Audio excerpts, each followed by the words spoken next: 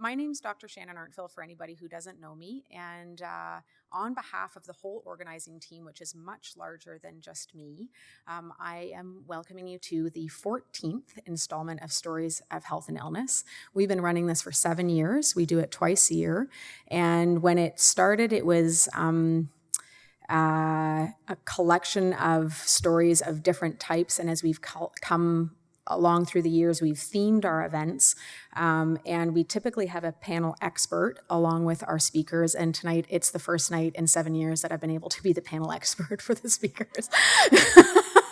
So I'm just delighted to invite you all into the room and delighted to introduce our speakers to you.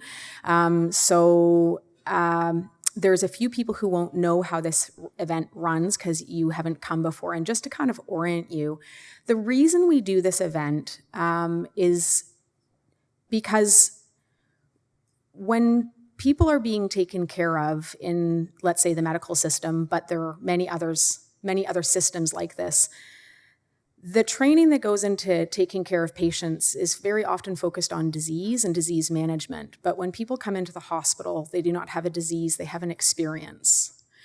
And the whole purpose of this event is to try and remind ourselves or learn and teach one another about the impact of the experience of illness, both on the people who are going through the problem and the people taking care of them with their problem.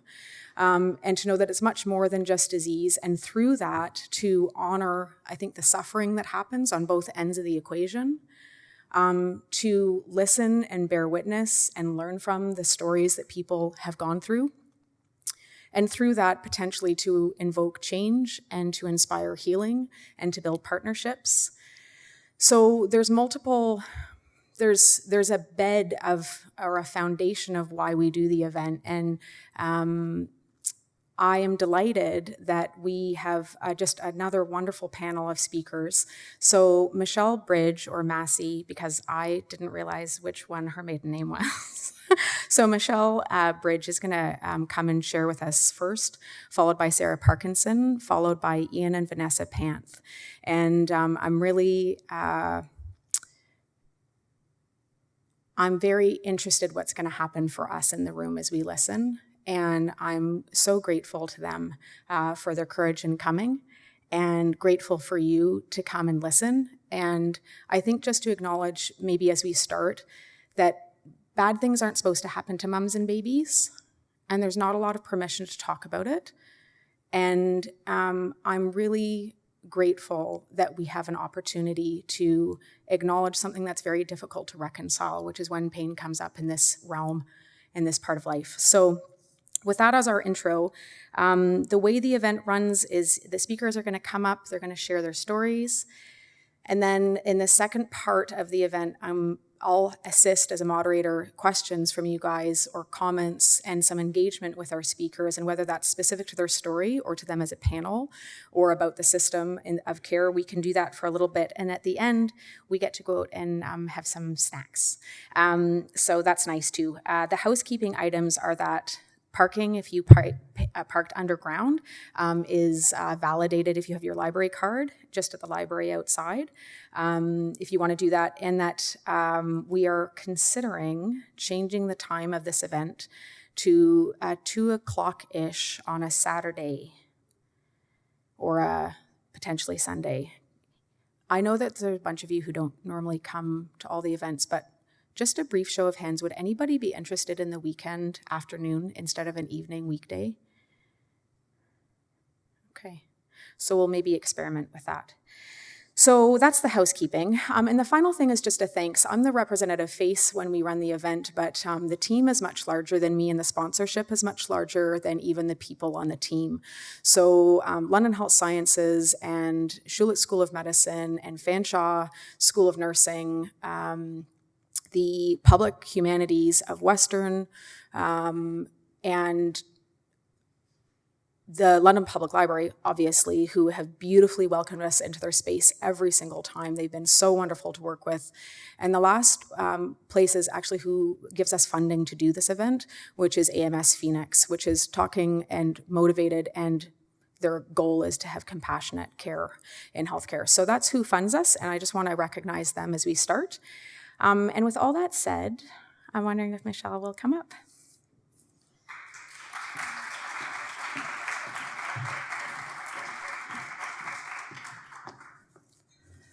Okay. My name's Michelle Bridge. I'm 36 years old.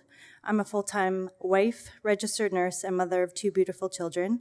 My son Ty is 10, and who you'll hear about in my story, and my daughter Ella is 8 years old. I started my career as a cardiac surgery nurse and soon after got accepted to work in my dream job as an obstetrical nurse at St. Joe's in 2007. This experience happened 10 years ago, but it feels like it all happened yesterday. At 23 weeks and 5 days, it felt like my world stood still.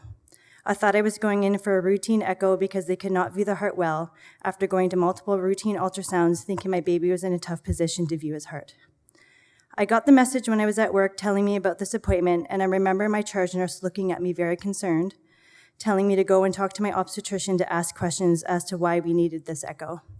But I fluffed it off to him just being cautious.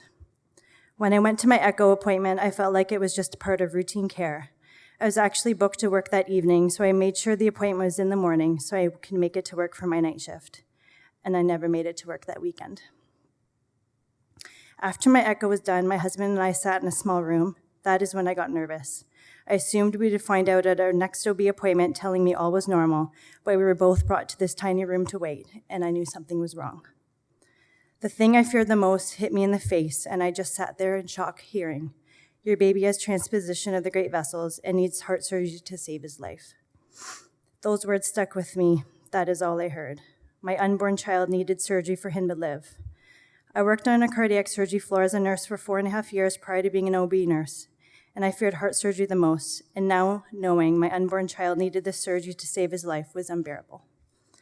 As most people, I did a lot of self-blaming, and so did my husband. We just were so scared at the unknown, and looking back, months leading up to his birth, we just went through the motions. Every couple of weeks after the diagnosis, we would travel to Sick Kids to get echoes and meet with cardiologists and obstetricians that would share care with London. Each time I'd go for an echo, and every time they would say out loud, leaving us with some sort of hope that they were wrong, "I don't think he has transposition of the great arteries." And shortly after they would say, "Oh no, I'm wrong, now I see it." That feeling of hopelessness all came back flooding so quickly, hoping and praying they were wrong and that he was perfect inside, but sadly that wish was wrong. It was tough going back and forth knowing I was going to deliver in a different city other than my own. I worked as an OB nurse for 2 years prior to delivering my firstborn child. I was excited to be with my work family, but that dream was crushed knowing I had to deliver in Toronto with people I did not know. As we traveled back and forth from Toronto and London for routine echoes and getting lost and frustrated with each other made us so angry, defeated, and crushed. I felt a part of us was lost knowing we didn't have a healthy child inside, and that onus was all on me, I felt. The morning I got the call saying Sick Kids was able to accommodate our induction was filled with many mixed emotions. I was so excited to have my first baby and meet him, but that sense of dread came over me that took most of my excitement away. I was so nervous knowing once my baby was born, the chaos began. The day my son Ty was born, we were in an OR, which I expected, but was all new for my husband.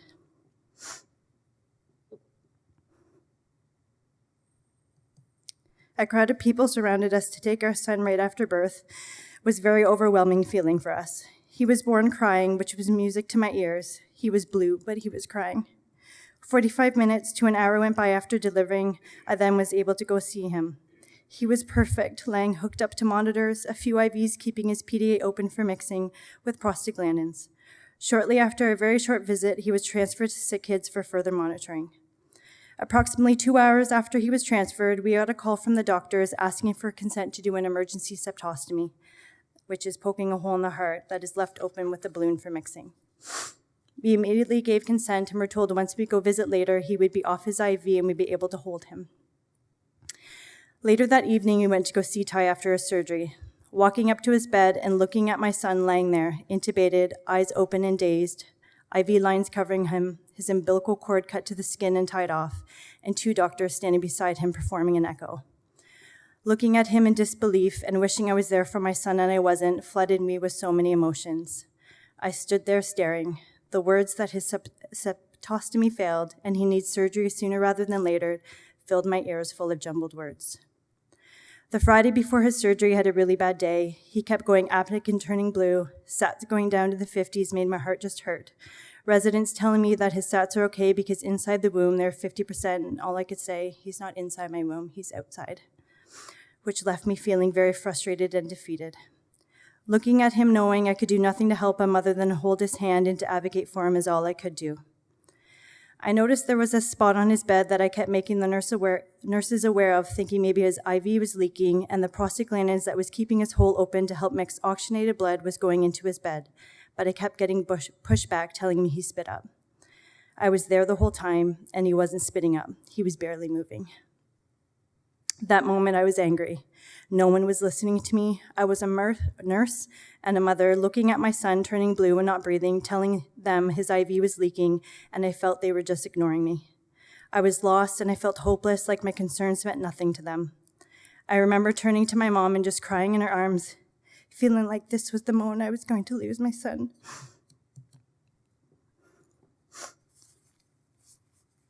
Her surgeon came rushing in to possibly do his emergency operation, and he then noticed that his IV was leaking, which in turn was closing his PDA. Once he got a new IV, he started to turn the corner and start to stabilize.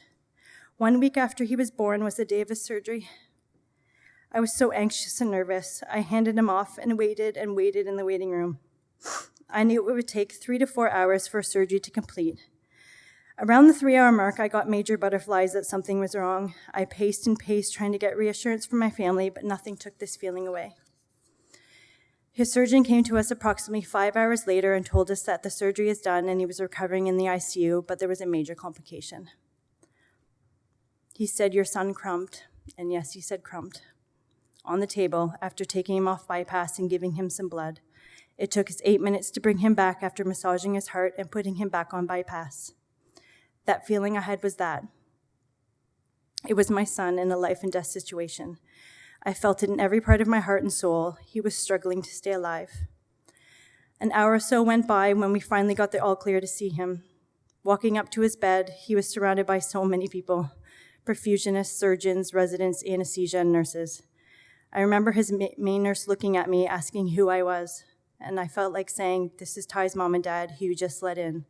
But I just stood there staring, mouth open at my son, full of lines, many IVs running, blood running, and his heart pumping on the outside of his body, with tubes hooked up just in case he had another cardiac arrest.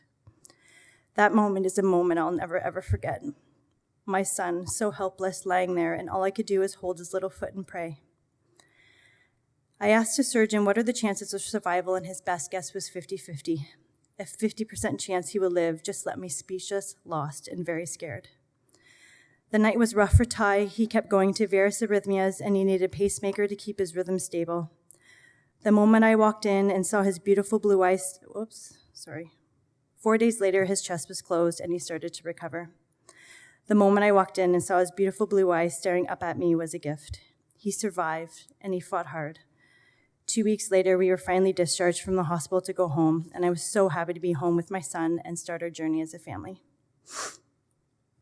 I had a fellow obstetrician come and visit me at home, and she asked me a very important question that I never even thought of during my pregnancy. She asked me, "Did you ever think your son would die?" And honestly, no, I didn't. I never let that thought cross my mind. Maybe that would have prepared me for the rough couple of weeks we had in hospital. I'm not sure, but looking back, I just felt numb that a healthy person who wanted this child so much left me in a depression. I wasn't carrying a healthy baby, and thoughts of how and what I did do to deserve this was a very overwhelming feeling for myself. Months would go by, and I had many ups and downs, and I just chalked it up to being a new mom and sleepless. I was up most of the time worrying about the what ifs. What if he did pass away? And that left me sleepless. After going to see my family doctor and just telling her how I was feeling, I was then diagnosed with PTSD. I never thought my traumatic birth would cause post-traumatic stress disorder. Still to this day, I cry often about this experience and thank God for my healthy son. My son Ty is now 10 and so full of passion and energy. He plays rep hockey and soccer and is a thriving 10-year-old. At some point in his future, he will need one of his valves repaired, but with each yearly visit, he gets an all clear, which leaves me feeling lighter for just one more year. And I'm so very grateful for the many wonderful doctors and nurses who saved my son.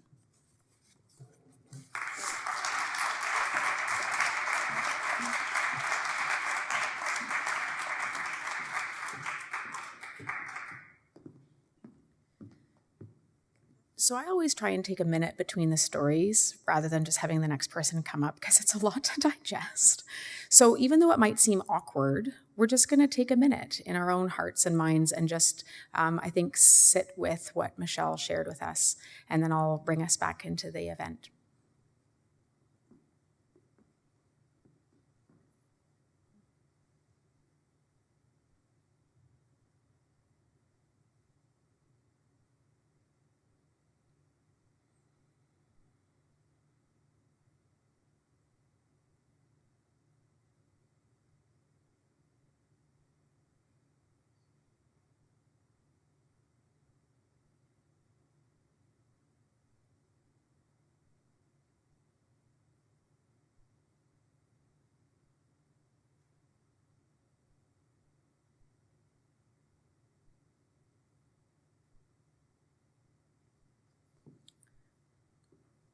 So I'm struck by, and I think probably many of you are, with a number of the things and themes that Michelle brought up in her story, and I think you're going to hear some repetition of some of those, and they might generate some of the discussion we have later. So you can think on some of that as we continue the event.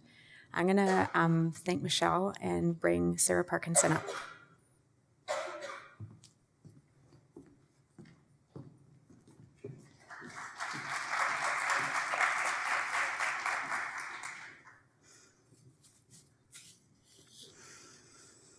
Hi.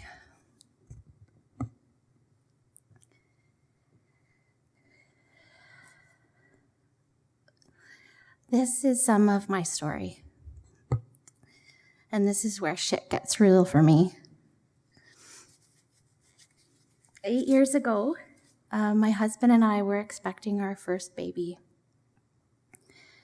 8 years ago, that baby died inside of me.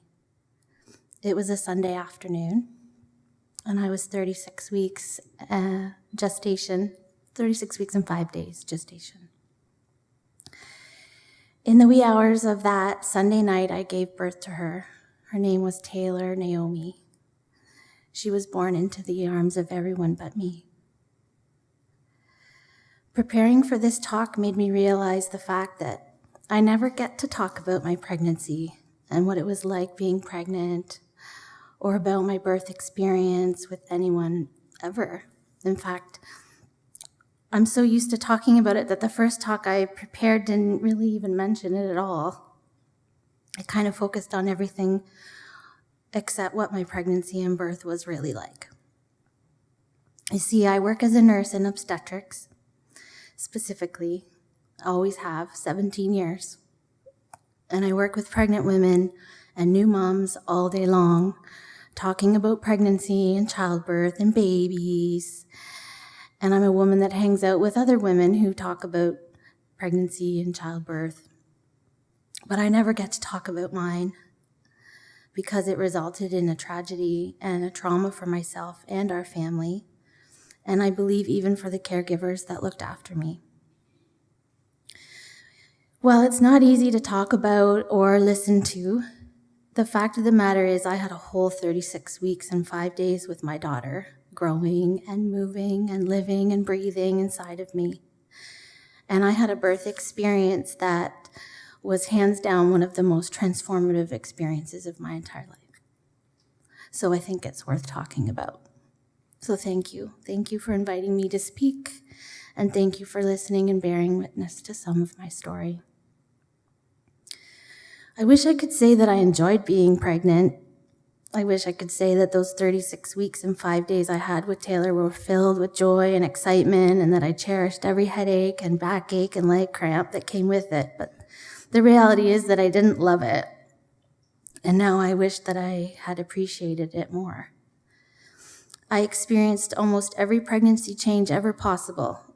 Each week was a new and different phenomenon that I would adjust to. And other than feeling all of the typical discomforts of pregnancy, most of the time I felt anxious and dreading that something bad was going to happen. With each appointment, I counted down the weeks in my head with statistics of prematurity, and all of the negative outcomes of everyone I had ever looked after would play through my mind. Every day grappling with all the unknowns, every day keeping it to myself that I was scared out of my mind. I was so scared that I was just living for the day when our baby would be born and we would be okay, instead of living for each day that I had with her. When the words were spoken to me on that Sunday afternoon at 36 weeks and 5 days gestation that our baby had no heartbeat, that our baby had died and you were going to deliver a stillborn, I felt like I could breathe for the first time in a long time, like a breath of relief that I didn't need to worry anymore. Of course, that relief was quickly replaced by the horror of what I was fearing all along actually coming true. Even though in the hours and hours of bleeding leading up to that ultrasound, it hadn't even occurred to me once that we wouldn't save her. I thought I had done everything right. And I am not exactly sure when I took that next breath, but I think that when I finally did is the moment when I felt my heart shatter into a million pieces. Being told my baby had died went right through me and shattered my heart because of something more than just losing my child. And what nobody knows about me, and I didn't even know about myself until years later, was the belief in my core that I didn't deserve to be a mom, or was actually worthy of being one. The words "died complete placenta abruption, stillborn" further reinforced that belief. This is the part we don't talk about. But for me, that was the part that has required a complete rebuilding of my sense of self from that core. And I have done it so that I can bear the unbearable grief for all that I've lost. This rebuilding was possible through a long journey of making connections. Those connections started moments after I was told of her demise. One healthcare provider got down in my face and looked right into my eyes and held my hand and said, "I am so sorry. There was no way your baby could have survived from a complete abruption of the placenta. She would have died instantly. She felt no pain. You did not do anything to cause this, and this is not your fault." These were the words I needed to hear, and these are the words that replay in my mind later, as my heart still sometimes struggles to believe them. When I find myself wondering about all the what ifs, I can pull them up and find some degree of peace with them. These words were in stark contrast to some of the unhelpful words I would also be subjected to in the following days, weeks, and months. Words such as "it could be worse," "it's good the baby died before you got to know her well," "at least you got to be pregnant," "at least you survived," "at least you can adopt." Basically, anything that started with "at least" was never going to feel very good. I wasn't in a position to be grateful for anything. Not then. And sometimes not even now. And I can be grateful for a lot of things, but losing my daughter at any time and in any particular way is not one of them. After being shattered into a million pieces, it quickly became apparent to me that there were safe people to be around and people that weren't. I was not going to be fixed anytime soon, and I needed to be around care providers and people in general who could be comfortable with that fact. I could tell the caregivers who I could feel safe around by what they said or didn't say, what they did or didn't do, and words such as "I'm sorry" were so important. It was important that I didn't feel avoided. I feared everyone was scared of me because I was so scared of myself. I didn't know where to begin to start putting the pieces back together, and likely nobody else did either. After many hours in labor with a non-working epidural, times 2 or 3, I was so weak I couldn't even lift up my head to push her out. They needed to try with forceps. She was stuck. The forceps wouldn't work. She was too stuck. I was given lots of blood, and then I was finally able to lift my head up. And that was the first time I could see my husband sitting there trying to be so brave. They told me they thought I needed a C-section because she wasn't coming out and I was becoming too ill to wait. I've been told that I asked my doctor if I was dying. And she told me, "Oh no." And then everyone proceeded to tell me how amazing I was doing and how strong I was and that I was going to get through it.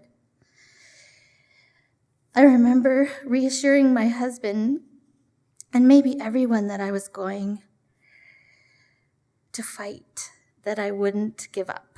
And then I was put to sleep. When I woke up a day later in the ICU, I was brought my baby girl. Apparently, I held her for a really long time. I don't remember holding her, other than remember feeling too weak to keep her, and so she was taken away again. And that was the only time I had her in my arms, other than at her funeral, when we put her in the casket, and I couldn't even do that. I had to have my husband do that. At some point in time after I woke up, I was told that I had to have my uterus removed, that they couldn't control the bleeding, and that they had to take me back in for another surgery after the cesarean. I was told they did it to save my life. I was on dialysis because my kidneys had shut down, and because I had so much blood, they weren't sure if I was ever going to be able to come off of the breathing machine. I was told I was in grave condition. I was in the best place possible, and if I had been anywhere else, I would have died. And just like that, I became the patient that I had only read about on paper. I felt like I was in the best place. I was so comfortable. The drugs were really good there. I had all my physical needs met. I had tubes for everything and meds for everything and caregivers checking on me all the time. Unfortunately, what I didn't have was anything to relieve the pain of the broken heart. I read one time that grief is just love with nowhere to go. I believe that to be true. I experienced a constant yearning and ache to fill the emptiness that never let up until 4 years ago this week, when I finally adopted our second daughter, Finley Taylor, and until I held her in my arms. In the countless days that I was hospitalized, I had numerous teams follow me and numerous care providers cross my path. The ones that stand out are the ones that tried to address all of my needs, not just the physical ones.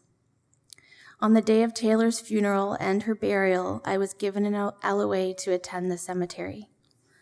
And when I returned, I needed to receive another blood transfusion.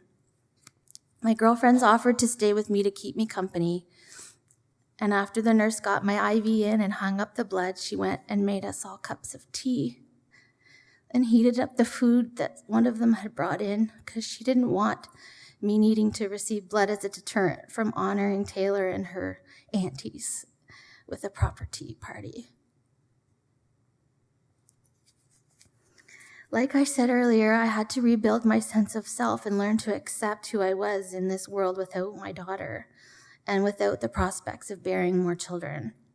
I had to come to challenge the belief that I was not meant to be or ever deserve to be a mom. And the only way to do that was to love myself through it. Doing that was hard, and it was messy, and at sometimes it was so intolerable and impossible that I wish I hadn't survived. But I believe it was all the moments of watching and listening to the care providers and family and friends that looked after me with such compassion that it taught me what I needed to do for myself. Like the grief that is love with nowhere to go, it was my own heart where it needed to go all along. For a while, I carried her in my body for 36 weeks and 5 days. It is actually in my heart that I will carry her forever. Thank you.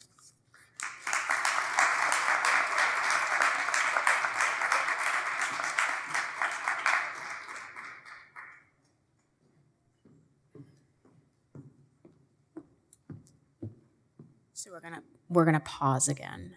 There's a lot there, and I really want to thank you, Sarah.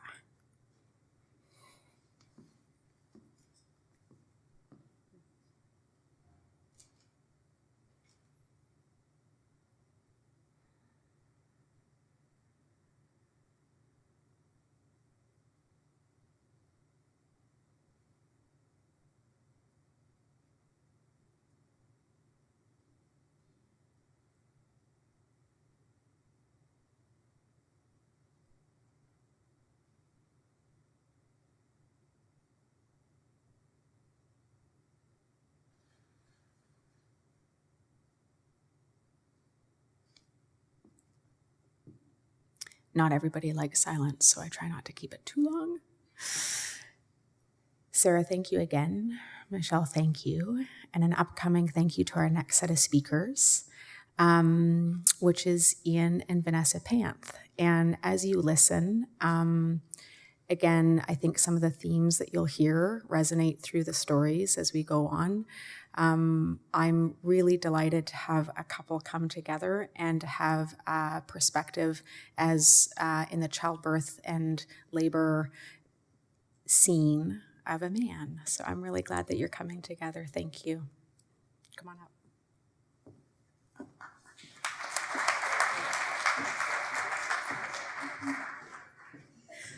Hi.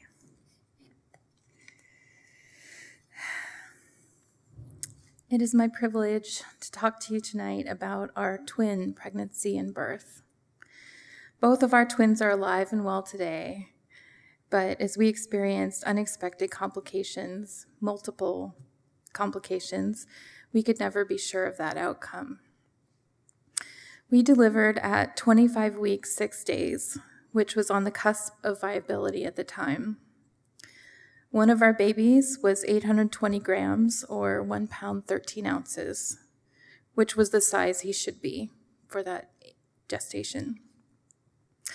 The other was only 480 grams, or 1 pound, 1 ounce, and they didn't believe the technology available would be able to sustain him.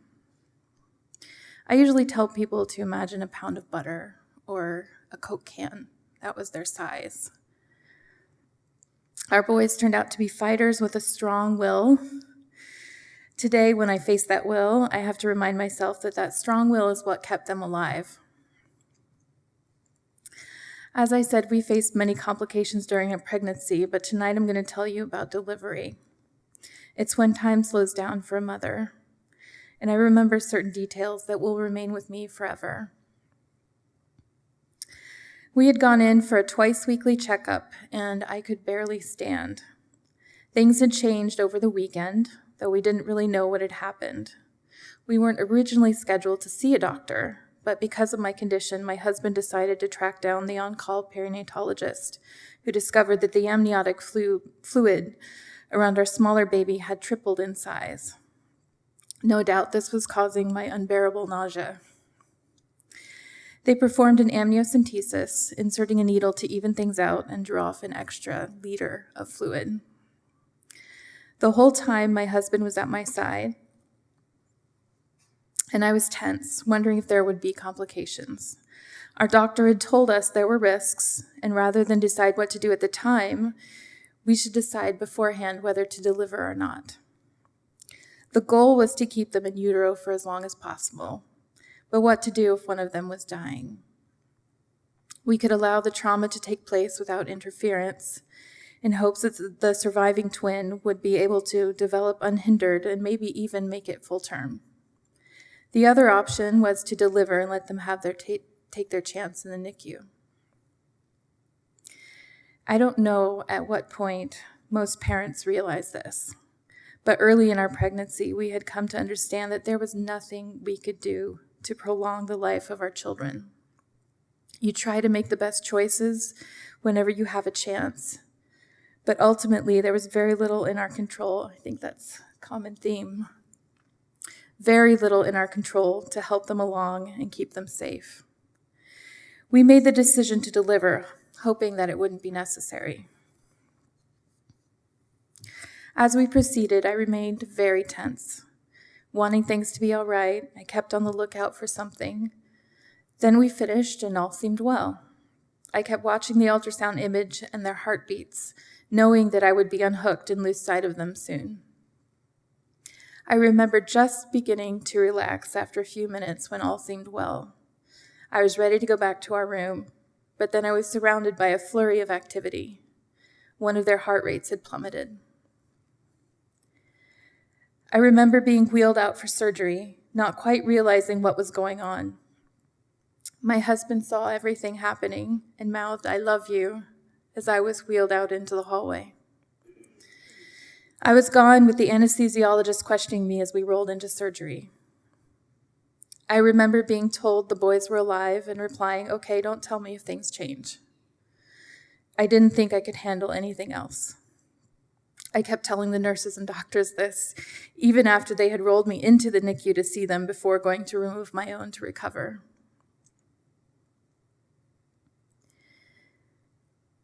Because of the audience tonight having medical students and healthcare professionals, I also want to highlight the things that stood out to me in the qualities of our doctors. First, we were very glad that our favorite perinatologist was on call when I went into the hospital. I don't know if any of you know what I mean. We had begun our journey with a midwife, and it was her savvy instinct that sent us to an early ultrasound where we learned we were having twins. That ultrasound highlighted the issues that were upcoming, and we were transferred to specialists, and then a team of perinatologists took over our care. In our experience, we would go to an appointment, so many appointments, not knowing which doctor of the team we would see each time. We had our favorite and a least favorite. We found ourselves praying not to get the least favorite one because she was almost combatant with our decisions along the way. And when we made decisions, she didn't seem to respect them. Others were not as feisty, but seemed disengaged. The aspects that made one of them our favorite was that he seemed invested in our situation. He made us feel that he genuinely cared about how things turned out and how we felt along the way. When he presented opposition to our decisions, he was honest and sincere about his duty to present various options and keep us informed.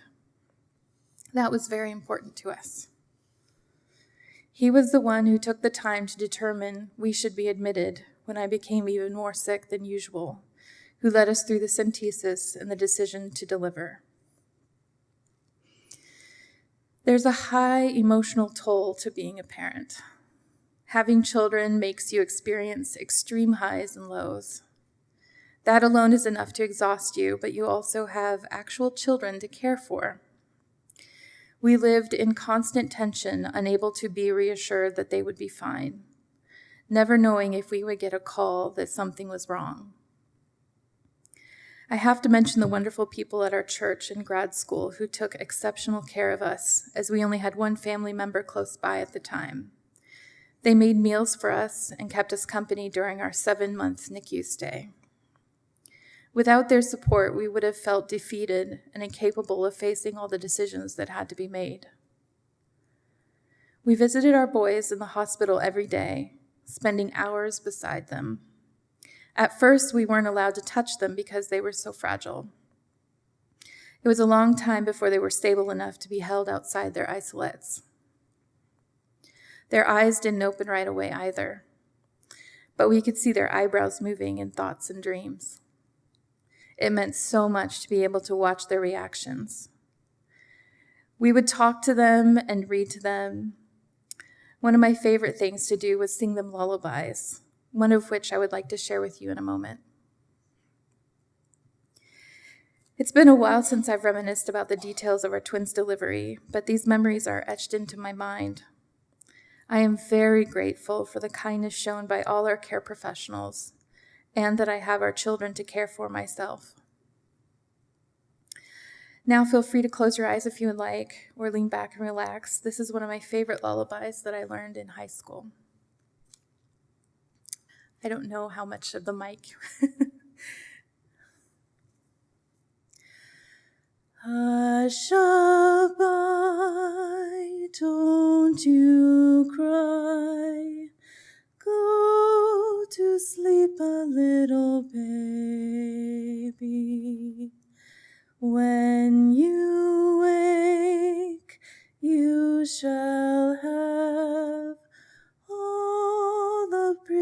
little horses, blacks and bays, dapples and grays, coach and 6 little horses.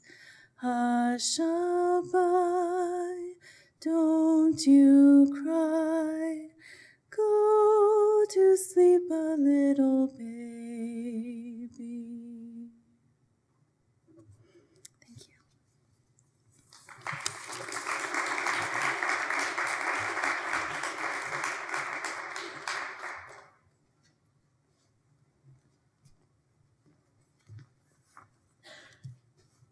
Hi, so I'm the husband. My name is Ian. So my experience up until this point in my life, no experiences with hospitals. I'm still a generally healthy person, hadn't broken a bone. I remember visiting one grandfather in the hospital who had a heart attack. And one of the things Vanessa didn't tell you is that this was our first year of marriage. And we'd actually only known each other a couple of years. So we went, this was deep end.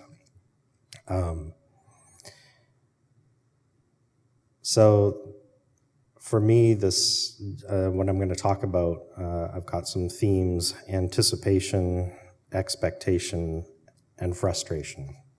So anticipation, that's sort of this positive waiting, right? It's like the child that knows that Christmas morning is coming, or the typical narrative that one has in one's head about pregnancy and childbirth, the anticipation of the day of the birth, of getting to hold your child for the first time.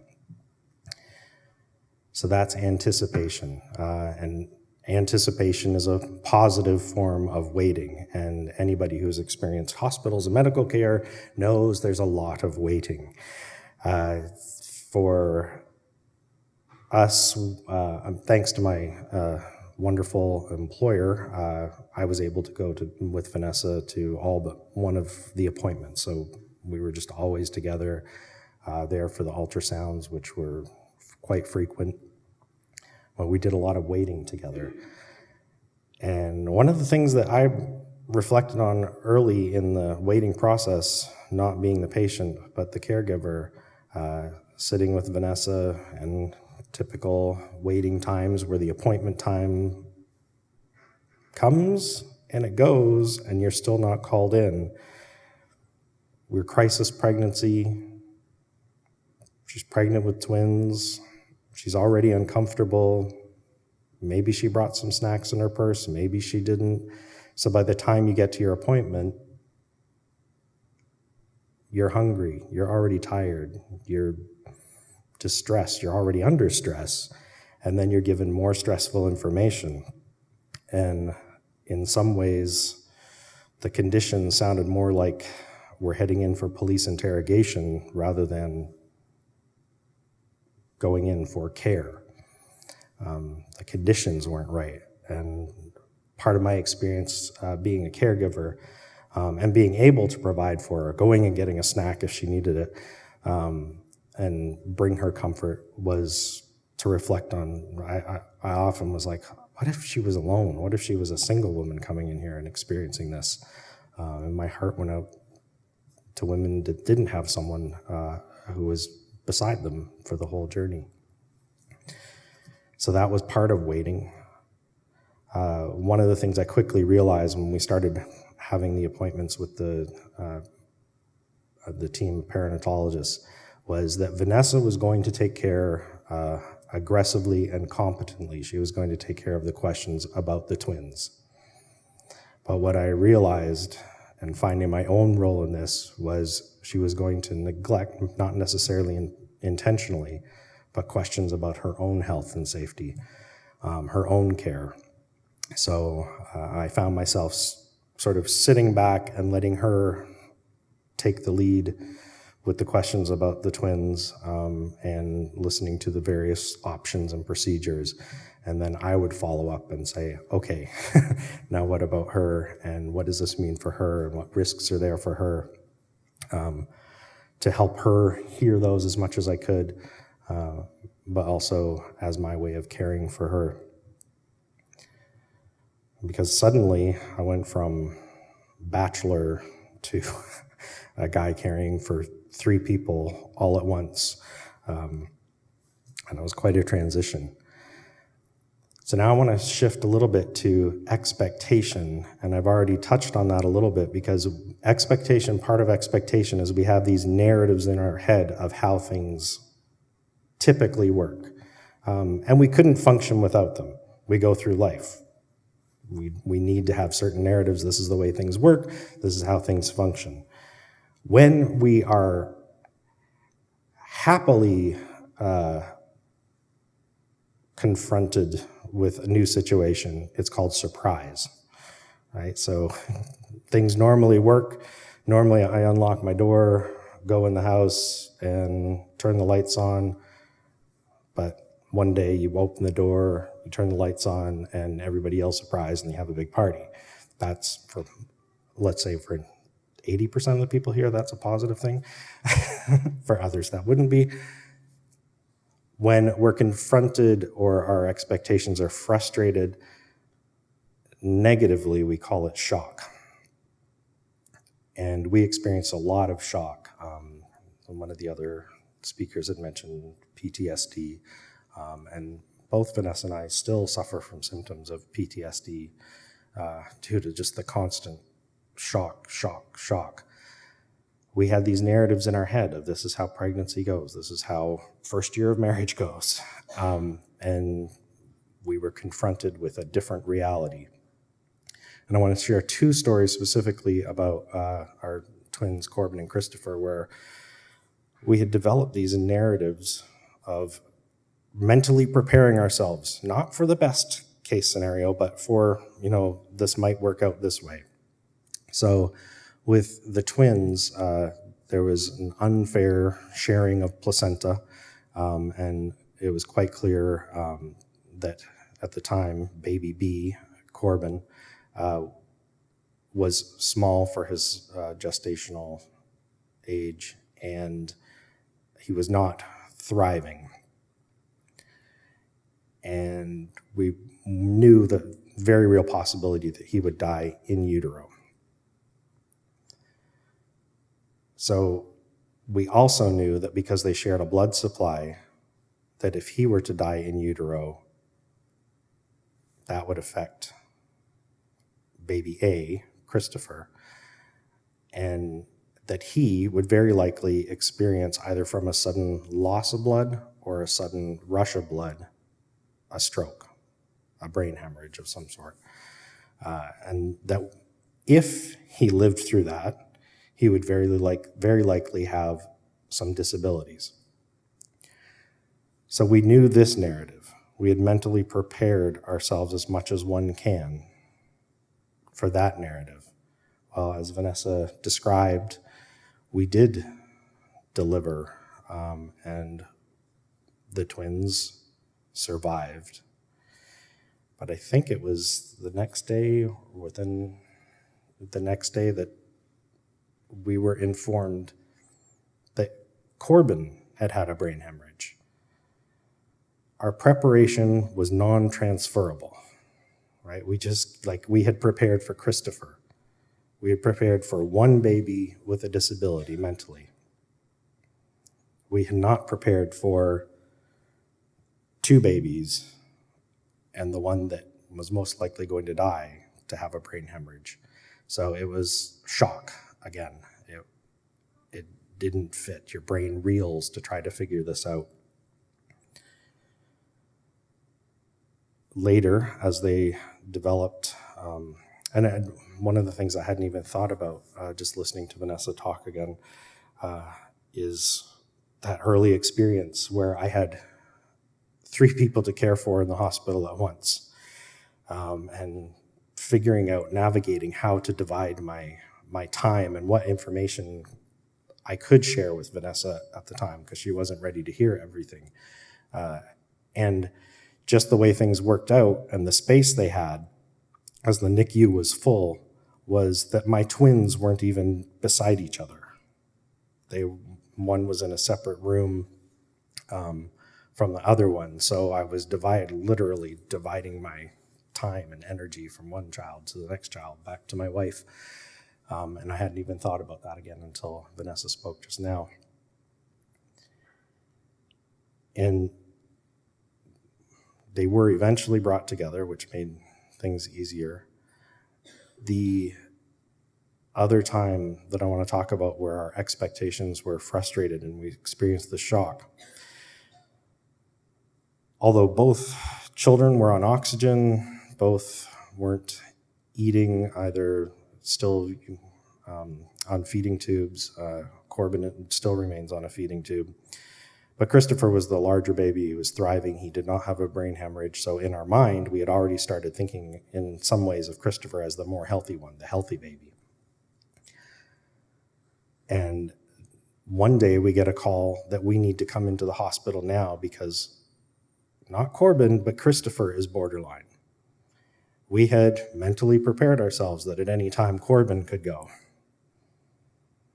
But we had not mentally prepared ourselves for any time Christopher could go because we had narrated healthy ones. So it's like expectation, things change, shock and frustration. And I'm telling you these stories because I think that's one of the things that the whole notion of letting patients know the risks and informed consent, that kind of thing, that is partly what I think is helpful about that. You know the risk and you're mentally preparing, but it's impossible to prepare people for all possible scenarios. You cannot be prepared for all of them. But that when things are narrated in a certain way, then you're developing a narrative. Then when that narrative is frustrated or shocked, expect the patient and the caregiver to be shocked and to need time to process that. So anticipation, expectation, and frustration. So I've already talked about expectations that are frustrated, but then I want to talk about one very frustrating experience. So we brought both boys home both were on feeding tubes. They both were sent home with 2 different types of feeding tubes because it was the surgeon's preference with not a whole lot of consideration of, hey, these parents already have one type of feeding tube. Why don't we just have them learn a whole new one? 2 different types of pumps. This is what we come home with. And to take our kids out, when we were able to take them out, we were quite a sight. We'd have the pumps on the bag, because why not feed them while we're walking? Our oxygen tanks sewn on each shoulder, usually a dog in tow as well. So that was our walk. And, things were going along fairly well. Corbin had a shunt put in, an external shunt put in while he was in the NICU, but it had been removed. One day I get a call from work that he had been rushed to the hospital for seizures, which was, again, another shock moment because things were going well. Suddenly there's a new issue. I came home because I'm thinking of the time where he was just not waking up. And I took him to emergency. Sorry, I was conflating 2 different experiences. But I took him into emergency. He was not waking up. And same hospital that he was delivered in. And when you're trying to explain as a parent to an emergency room doctor, what some of you will know, he had a grade 4 brain hemorrhage, so a very severe brain hemorrhage. When you're trying to explain to him, to a doctor, that my child normally has a personality that I can identify. No, he can't speak. He's not really verbal, but I can understand him. No, he's not going to make eye contact with you. He's visually impaired normally. So that's not how you're going to diagnose him. But I know when he's present. I know when he's there. I know how he reacts to my voice. There's so many things that Corbin couldn't do that to explain to this doctor that my son was not typical for my son just went nowhere.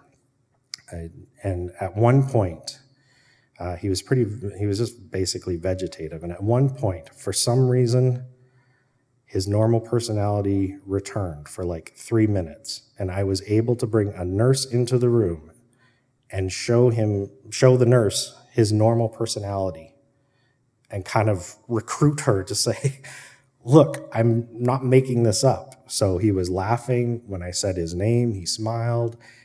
All these little cues that I'm like, that is typical Corbin. She called the doctor in. Still nothing. He suggested maybe his bowels are backed up. Maybe that's the problem. And I'm like, maybe. I'm not a doctor, but that doesn't sound right.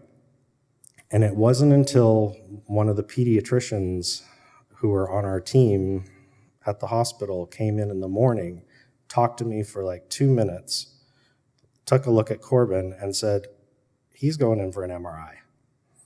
And we discovered that Corbin had been retaining fluid on his brain, and his brain was pressed. What little brain he had was pressed to the sides of his skull. And he was immediately taken in and had a shunt put in, which is still functioning and still in him. But it's that personal care, that knowing and listening to the parent. Right? There's been lots of times where we are very open with medical students. So when we go to a doctor, especially a teaching hospital, and the doctor saying, this is a student, like, ask us anything, please. But we're very encouraging and encouraged when a doctor says, your parents are a great source of information. Listen to the parents. And so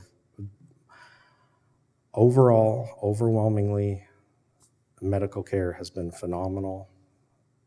And I don't want to leave the impression that that is not the case. But part of my understanding of what this is about is hearing maybe some of those more difficult times so that people and practitioners can have that in their head and go, oh, I want to do things differently, or see a colleague and go, maybe that's not the best way to approach it. So that's my story from the caregiver perspective, and I thank you for your time. Thank you for listening to our story and bearing witness to us.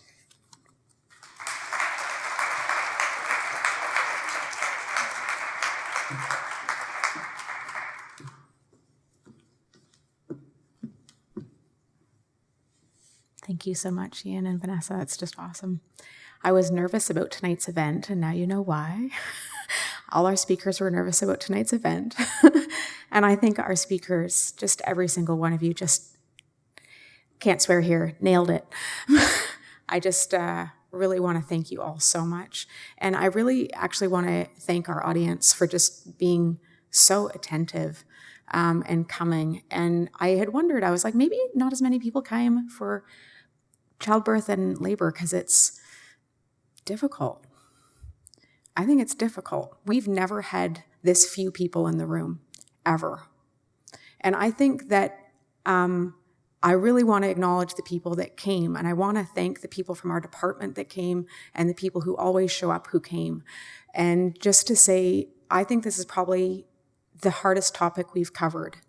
And we've covered hard topics. But I actually think this is the hardest, and I think it's that reconciliation of two things that aren't supposed to go together.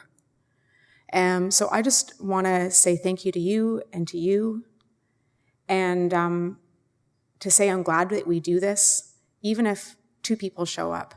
And I want to say thank you for all the prep you did to get here and be here. So with that in mind, I want to open us up for a time of questions and comments. There's always a little delay between when people feel like, oh, I don't want to be the first. Someone has to be the first. I will be the first if you won't. But we have mics on either end, and you can just signal with your hand. We do like using the mics because that way we get the audio for everybody. So just stick up your hand if you want to say something, and it can be to one of the speakers or to the panel as you see fit.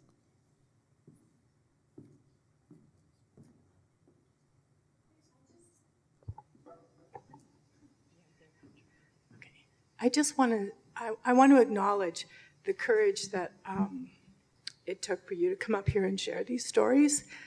I've listened to patient stories for a lot of years, and I've, excuse me, never been so moved, and I just want to thank you for sharing them.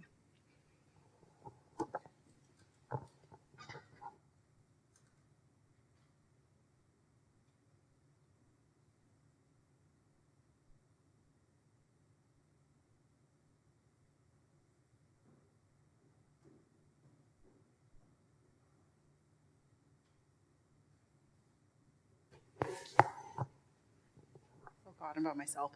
I wanted to thank you for bringing up listening to parents. Our daughter was recently, she's 1.5, I don't want to cry, in the hospital for about 2 months straight. And I'm pregnant, so that's why I'm crying. And I felt that the doctors they weren't listening to us because we said she wasn't acting like herself, but our daughter has a lot of energy. So she was energetic, but she wasn't what we knew her to be. And it took a month, 4 rounds of antibiotics that just kept sending us home. And finally, my husband demanded, like, you guys need to do something more. Found out she had sepsis, and she would have died had they not listened to us. So it's very important to really listen to the parents when they do say they're not being themselves. So thank you.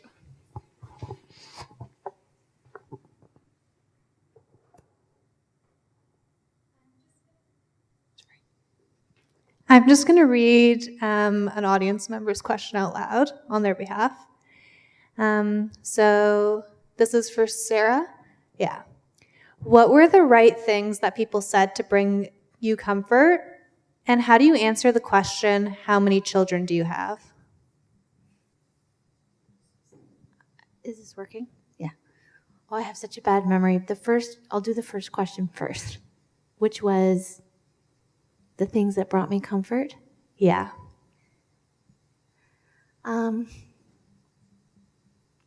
Honestly, I'm sorry brought me the most comfort. And it's pretty simple. When people told me they would pray for me, that brought me a lot of comfort. In fact, I remember a time when things felt different, and I said to my husband and my friend that didn't leave my side for many weeks that it felt like people had stopped praying, that they thought I was going to be okay. And I still needed to hear that they were praying for me, because I really didn't know where my strength was going to come from. And that brought me some peace.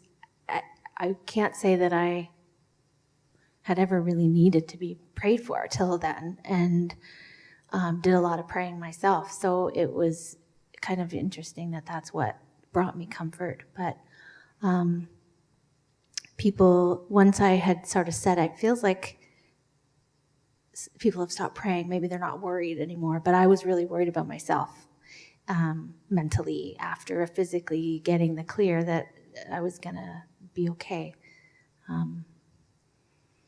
So I think those two things. And I think a lot of things that people said that were comforting were,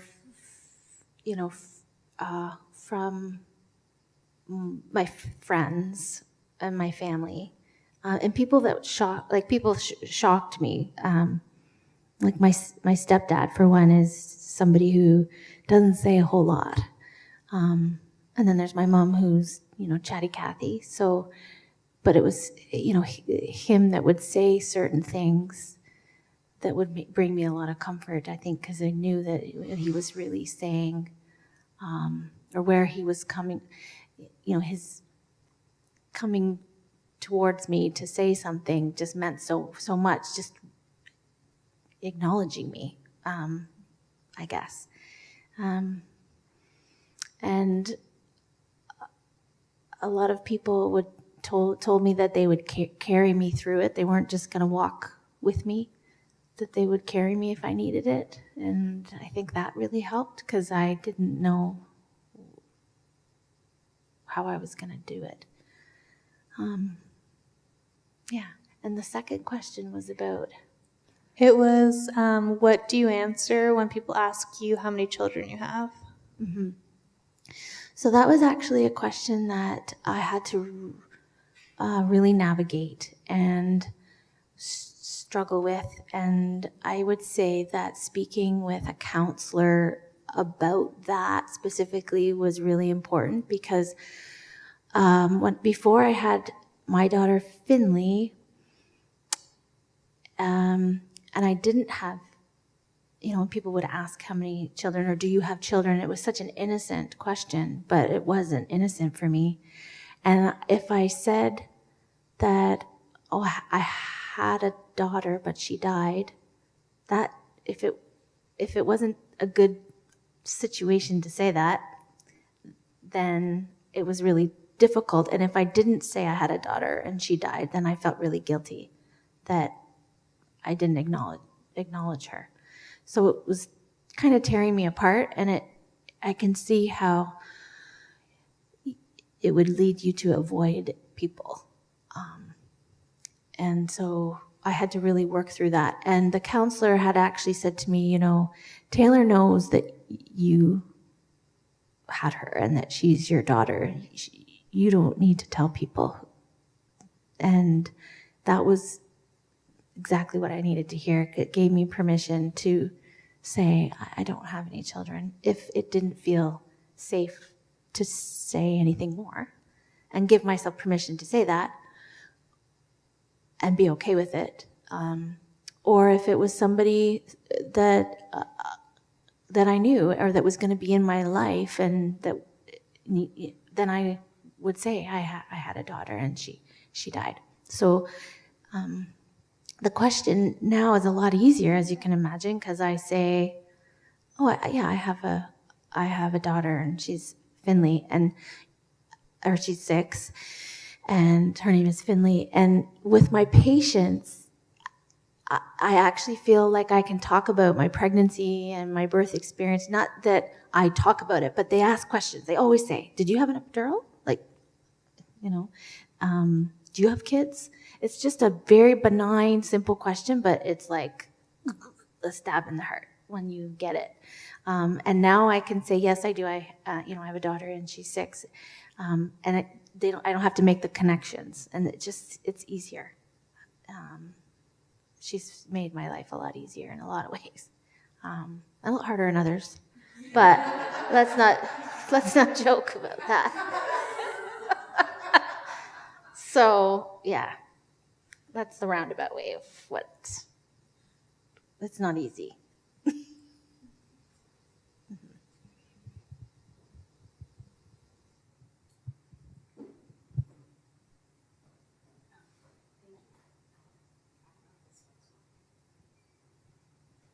Want mine? I don't know. Oh, there you go. This is for Michelle and Sarah, I guess, specifically. You had a really good lead-in to my question, but I wonder how your experiences have kind of tied in or influenced the way that you care for patients during their pregnancies. I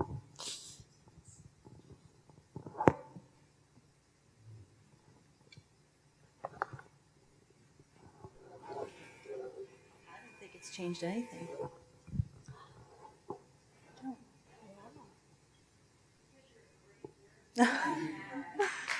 I don't think it's changed anything in my practice.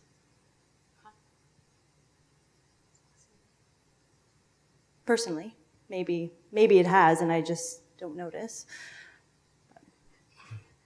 I don't know. I don't really. You, Sarah? Well, I mean, I remember thinking, I thought I was good at compassionate care, being compassionate before. Like, I didn't need to go through that to learn how to be compassionate. But I think that it's changed my practice. I think it has slowed me down.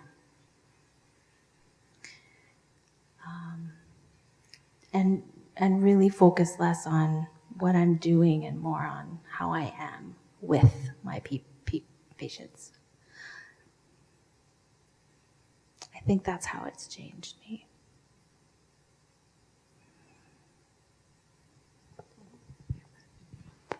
Ian or Vanessa, would you mind, Ian, you're a teacher. I'm curious in the same vein whether professionally there's been an impact on you in your classroom or...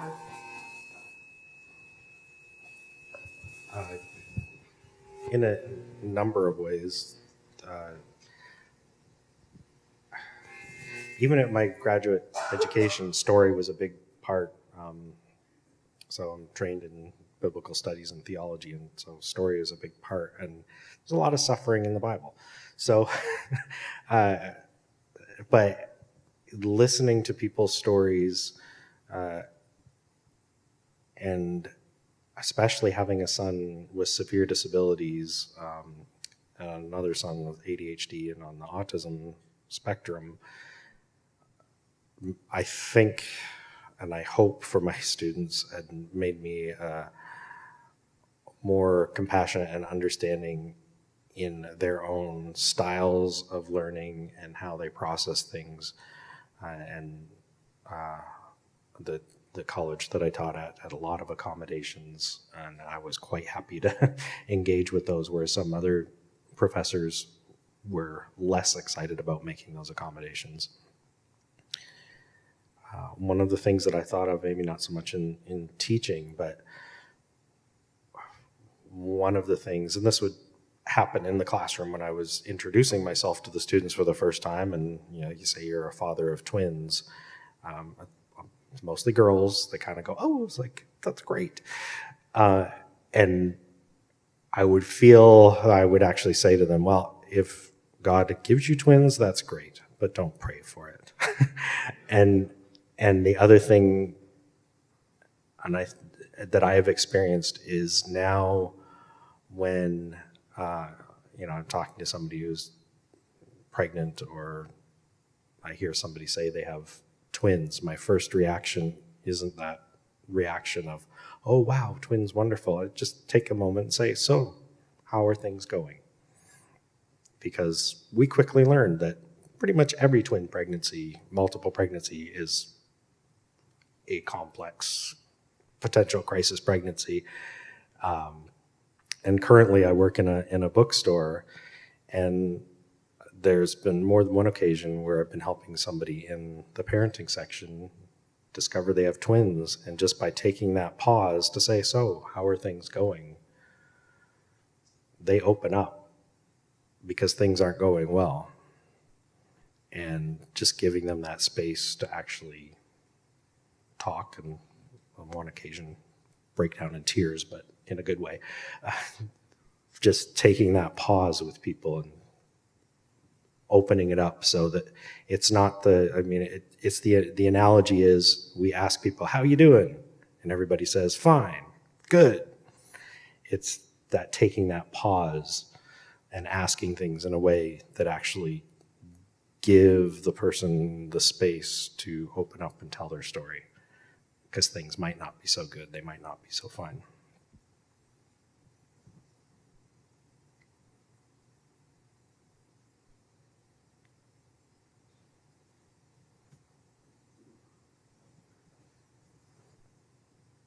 Each one of you at some point kind of talked about a moment where either one of you, or in your case, the midwife, kind of had some intuition that steered you in a particular way.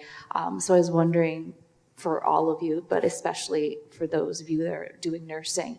How has that if that has affected you in a way, because we have this kind of culture where everyone's Googling everything, and at the same time we have people coming in and with birth plans and with intuition, like how do you navigate those things and support people through those sorts of things, having had those moments yourselves?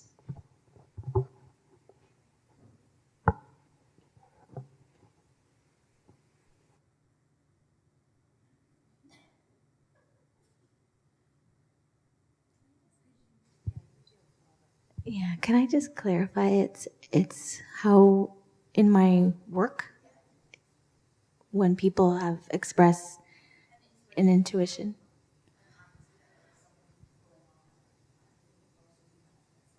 Mm-hmm. Mm-hmm. Mm-hmm. I guess for me, I look at that as an invitation to go a little bit further and get some more information.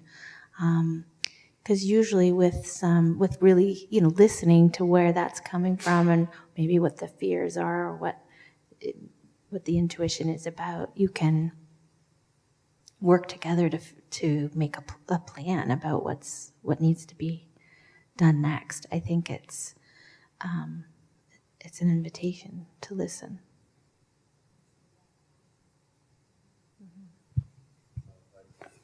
Is this still working? Okay.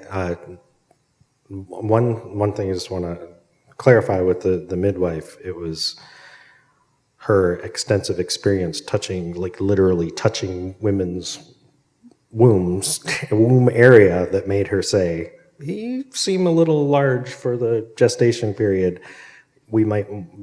Are there twins in your family?" So it was experience, her knowledge and experience that was there. But also, I think when we talk about an intuition, or even like an emotional experience, it's often, I mean, it can often be unarticulated thought. Like, I don't know, like we might call it a gut feeling, but you don't know how to articulate it. The full thought isn't there. So something is wrong, or I have a sense of, or this doesn't seem right.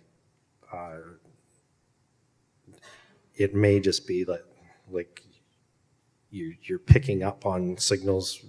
A woman might be picking up on signals from her body that she just can't articulate, doesn't have the words for, and it's just a sense. And I would say that ought to be listened to and examined.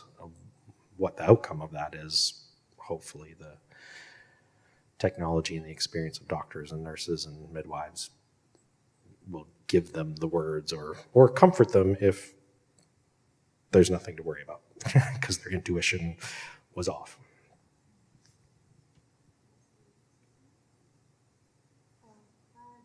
No, I was just going to say, after our midwife made the appointment to get an ultrasound, I had a follow-up with with my regular doctor, and he rolled his eyes. He was like, "Midwives."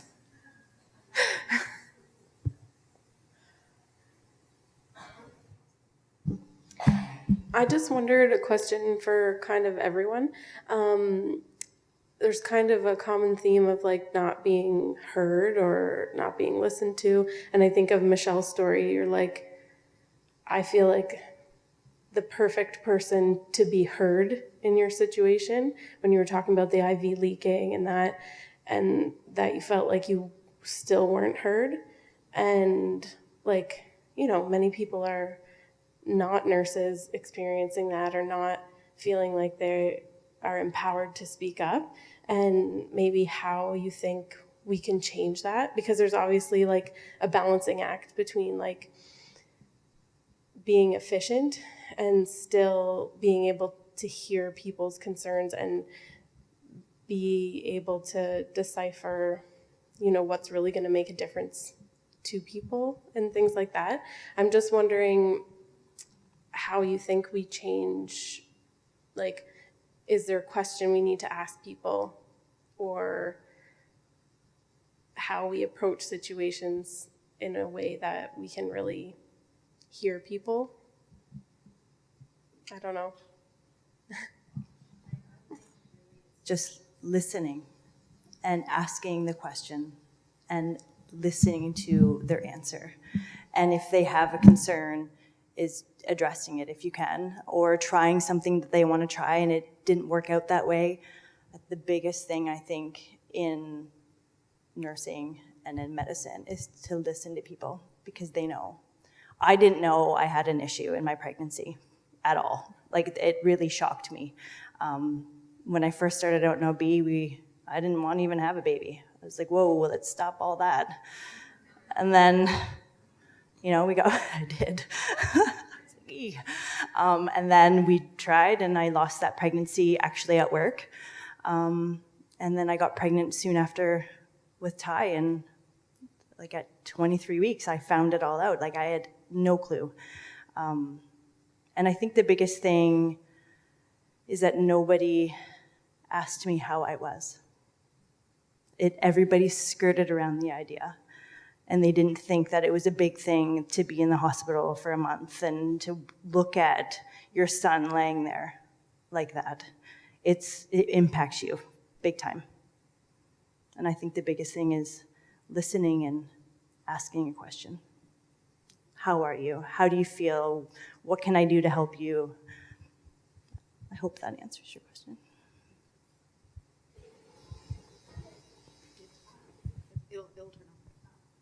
Answer? Okay. I find it so hard to believe that caregivers aren't listening. And I don't know if I'm just naive, but I wonder if it's that we don't have the time, we're busy, and we're not sure how to tell people that we want to listen. We have to, like, we're gonna have to come back in a few minutes, or I find it so, I just almost can't even believe that that people aren't listening. I don't know. Is that naive? Am I super naive? I would say you can still ask the question, how are you, and not expect an answer. I mean, there's a way to ask it and to give your patient space to say, I just had a crappy afternoon. And, instead of saying, fine. I don't know. But I also wanted to respond to that by saying, one of the doctors we had just could not understand our decision to continue with the pregnancy.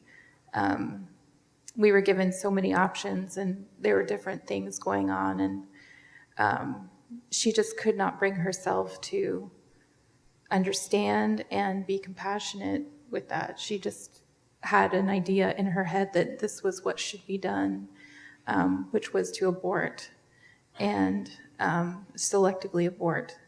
And the doctors that worked with us, they were like, okay, just so you understand this, this, and this. That was really hard to go in and not know if we were going to get one of the doctors that was less compassionate or just lacking empathy. I'd say empathy. But you have to ask, how are you, with a genuine expectation that they'll give you a genuine answer and not just, how are you today? So that's what I would say. Yeah, so for me, part of my reflections now on my many years of experience in hospitals and with different doctors is that there are, so the books that were advertised, the quotes that were put forward up front seem to be hopefully countering a bit of a culture where doctors were trained basically to be biological mechanics. So not so much whole person care, not so much worrying about the narrative, but this is the part of the body I know how to fix. And I go in there and I do it. And my experience was the more specialized you got, with few exceptions, the more specialized you got, the less parental input was really necessary, because I'm the expert. I know how to, frankly, it's the stereotypical woman not being listened to by a mechanic, right? It's like, oh, I know cars, you don't know cars.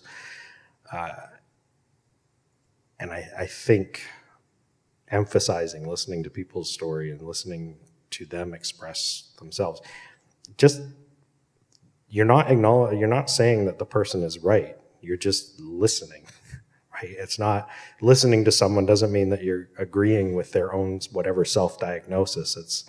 It's that need to be heard. That's why Twitter and Facebook exist. It's people's need to be heard.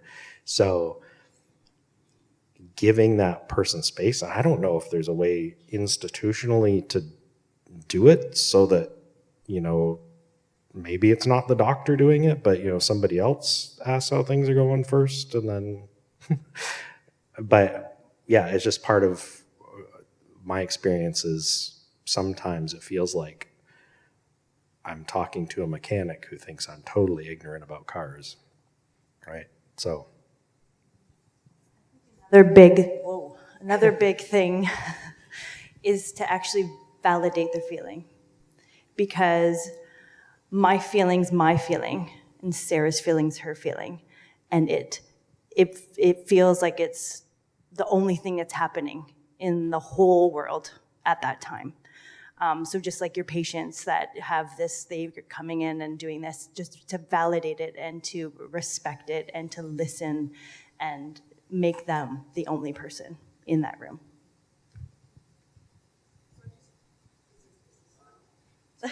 It will. Okay, sorry about that. First of all, I'd like to start and just say thank you. Thank you, all of you, for sharing your stories. Incredibly brave to go up there and do that. But I want to just make a comment. Being a caregiver myself and a nurse for over 25 years, I think sometimes we forget why we're driving to work. And we often do things in our lives unconsciously. And I think the biggest gift that we have as a caregiver, whether it's a nurse, whether it's allied health, whether it's a physician, is that we're there for the patients.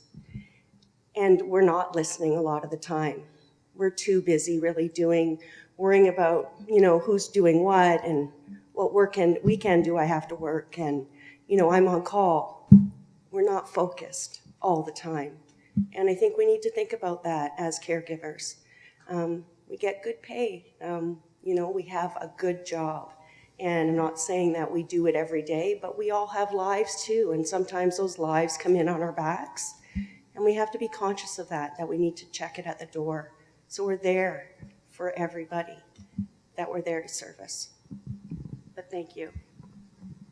I've never worked in the medical environment, but is there a space, because you get, I can imagine that you get worn out. First, it's a job. Not everybody wants to go into their job every day, but I can imagine you get worn out hearing people's stories. Is there a space or time made for practitioners to care for one another, like to go, all right, we need to debrief, or I just had a difficult patient, like obviously private, so you're not in front of the patient.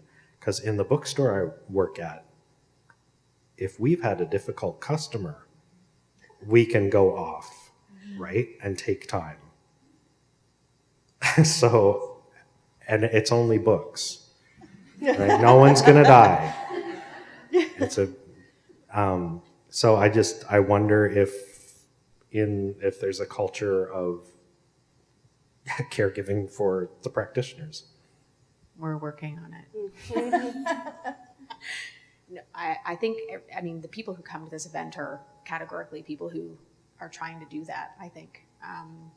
And I think there's different, I think one of the things, and one of the reasons I thanked the audience for coming, and one of the reasons we don't always pay attention is because it's really hard to listen, I think, to really actually truly listen.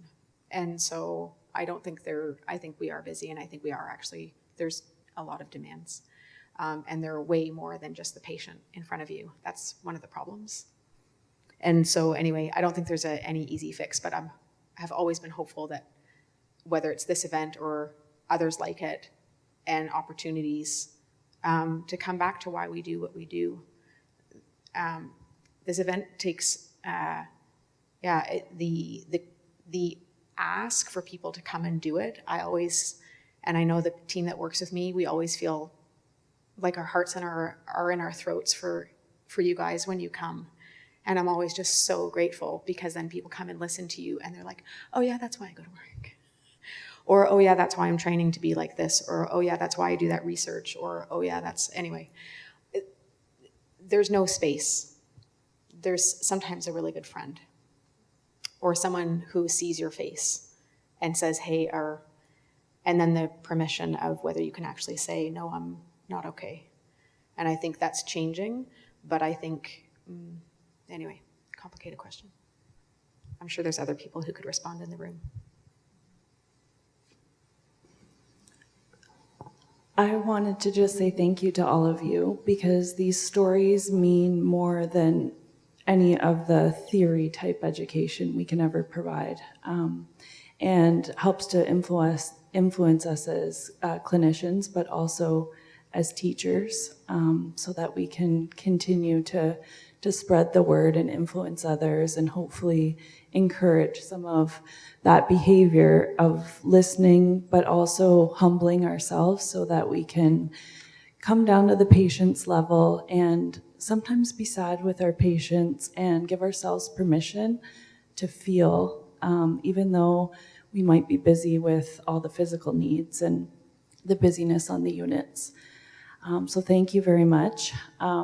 I just want to tell everyone in the room today, and sort of expand on one of the questions asked earlier around how especially Sarah and Michelle have used their experience to enhance their practice. And Sarah, as a chair of and founder of our LUS committee, helps to spread the word and enhance the care of patients who we care for, and educate all of the clinicians who provide care. And I also want everyone to know that she is what I would define as a perfect mother. And she is fantastic, and we all are inspired by you, all of your friends and family, and the nurses who work with you.